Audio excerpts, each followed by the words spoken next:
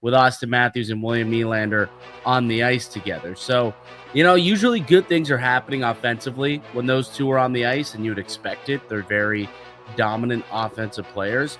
But we've had that conversation a lot where it's, okay, Marner's no longer in the fold. Who are the options? And right away, people go to Max Domi, people go to Matias Maccelli, and not really think about William Nylander. But why not?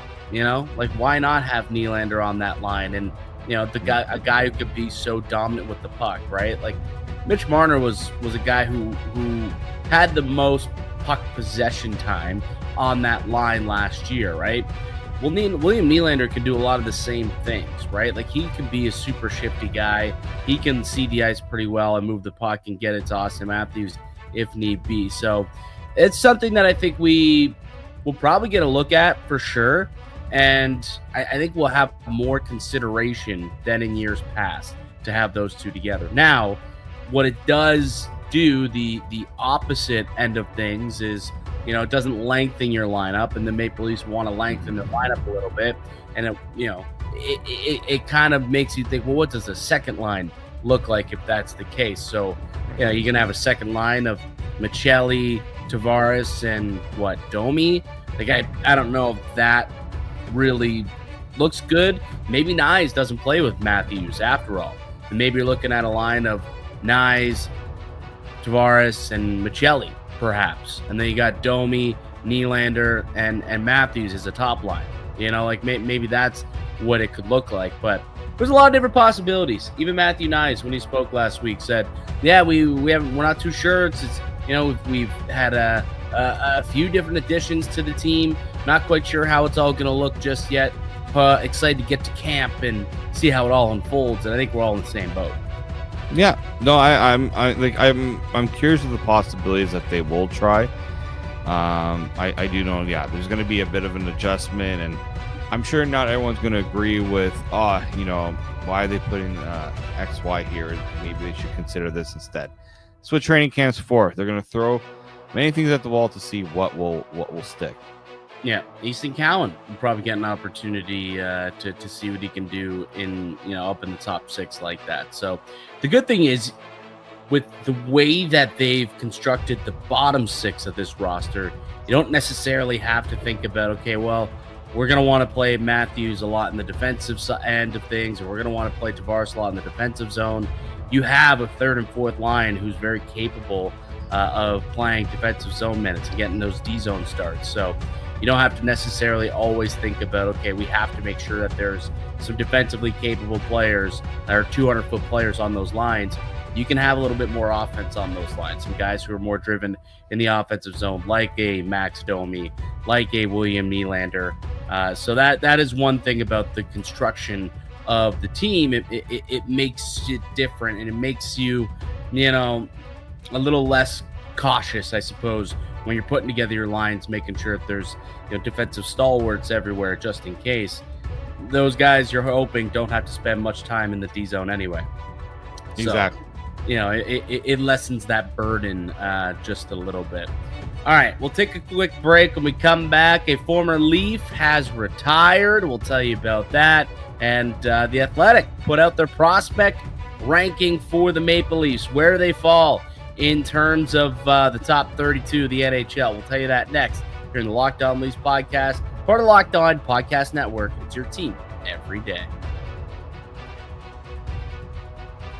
Today's episode is brought to you by Game Time. College football is back, and honestly, there's nothing better than the energy of tailgates and being in the stands with your fellow fans. The only downside, trying to get tickets, endless queues, hidden fees, and prices that jump at checkout. That's why I use Game Time, the app that gives you the advantage back to fans. It's the easiest way to score last-minute tickets at the best prices with no surprise fees.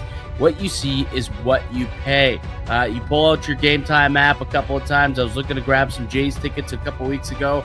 Pulled out the Game Time app, and I found tickets about an hour before first pitch, and the prices went down. Kept going down. They go down closer you get to first pitch or the start of the first period, and you can do that with Game Time. So take the guesswork out of buying tickets with Game Time. Download the Game Time app, create an account, use code LOCKEDONNHL for $20 off your first purchase. Terms apply. Again, that's promo code LOCKEDONNHL for $20 off Swipe, tap, ticket, go. Download Game Time today.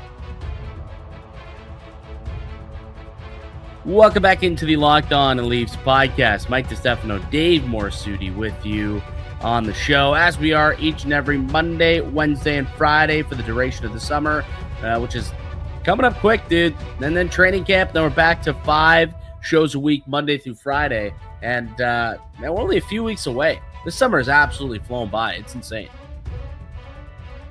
Yeah, no, I can't wait for things to get going. Yeah, I'm super excited for that to get going as well. So training camp just going to be underway in a few weeks here. The first game, preseason game, going to be I think September 21st is the first preseason game that we're going to get. You know what we forgot to talk about actually on Friday, which kind of caused a bit of an uproar with the fan base? Dude, did you see the price of tickets next year? Yep. What the hell is going on? Like, the Maple Leaf ticket is the hottest ticket in the city. I get it. It may be one of the hottest tickets in hockey, but they were already astronomically expensive, and then they just kicked it up a notch this year. Like, what? Why? Why do they got to do this? Why did the Maple Leaf? People continue to pay the price, man. That's why. Oh, it's gonna cost like $1,000 for a fan for a date night to go to a Leaf game now. Like, you try and get lower bowl tickets for you and a date, it's gonna cost you $1,000. You go out there, you get a couple tickets, you buy a couple sody pops, you get some popcorn, maybe a hot dog, whatever you want to get. It's gonna be $1,000 evening.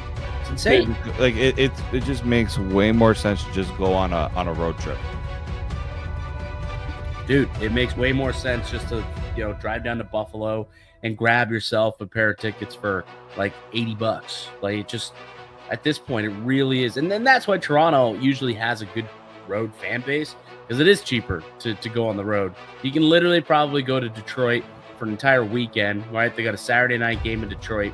Go there for the weekend and spend the weekend there, get a hotel, enjoy yourself before or after.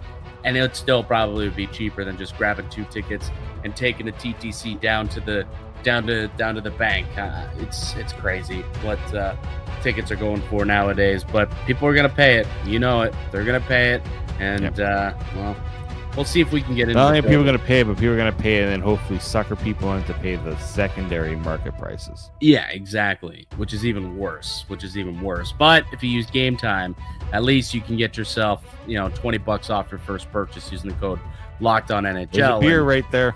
there's a beer. Now you can get yourself a beer. So it just makes sense. If you are, grabbing tickets, use Game Time. At least save yourself an extra $20. All right.